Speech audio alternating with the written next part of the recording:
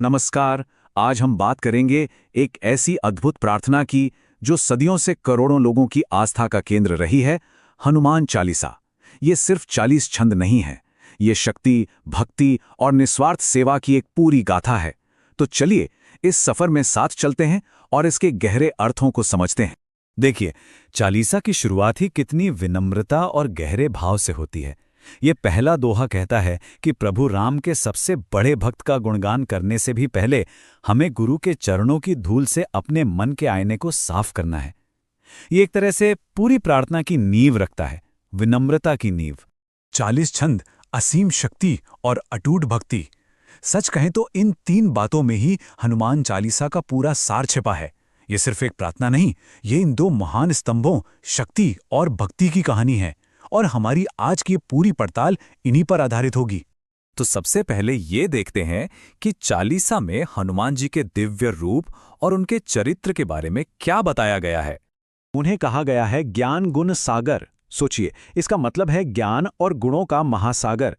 यहाँ बात सिर्फ शारीरिक बल की नहीं हो रही, बल्कि उस गहरी समझ, विवेक और उन अनगिनत अच्छे गुणों की हो रही है जो उन्हें एक आदर्श बनाते हैं। और हाँ, उनकी शक्ति वो तो अतुलनीय है।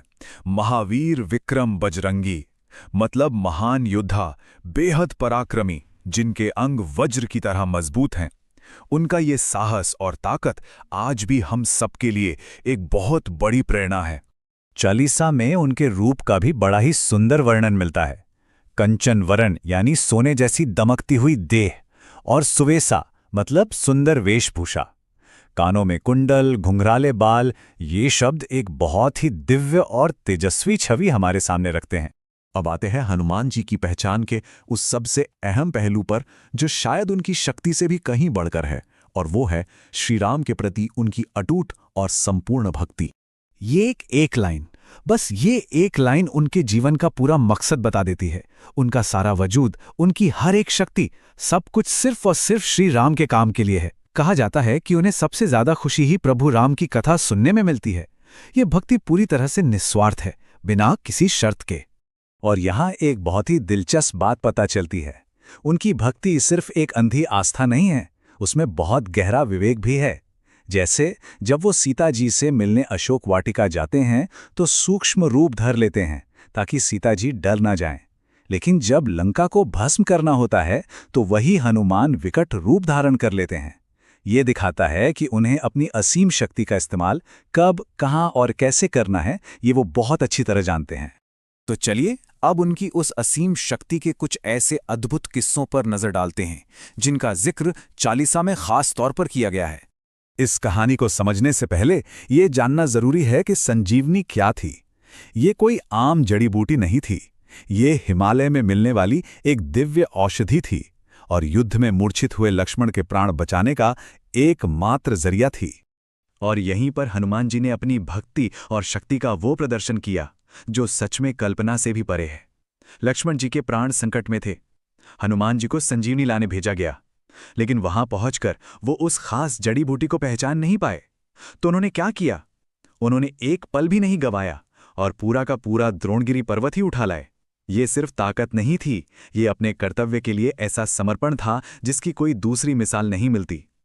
एक और मिसाल चाहिए? 100 योजन यानी सैकड़ों मील चौड़े समंदर को एक ही छलांग में पार करके लंका पहुंच जाना। चालीसा में लिखा है, जलधि लांगी गए अचरज नाही। मतलब उन्होंने समंदर को ऐसे पार किया जैसे ये कोई बहुत बड़ी बात ही ना हो। ये उनकी ताकत की एक और अविश्वसनीय झलक है।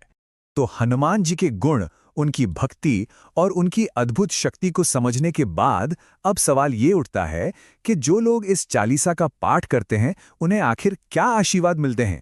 चालीसा में इसका जवाब बिल्कुल साफ साफ दिया गया है। नासे रोग हरै सब पीरा, यानी रोग और कष्ट दूर होते हैं।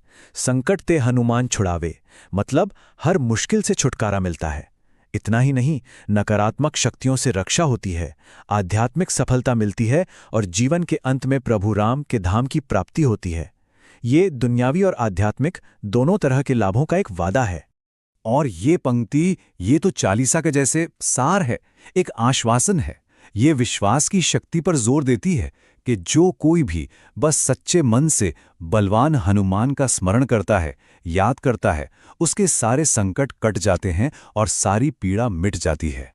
तो आखिर में एक सवाल पर आकर रुकते हैं कि शक्ति, भक्ति और निस्वार्थ सेवा का ये जो संगम है, ये आज के दौर में भी हमारे दिलों में इतनी गहराई से क्यों बसा हुआ है? शायद इसलिए क्योंकि ये गुण किसी एक समय या युग तक सीमित नहीं हैं। ये तो वो मूल्य हैं जो हर दौर में, हर जमाने में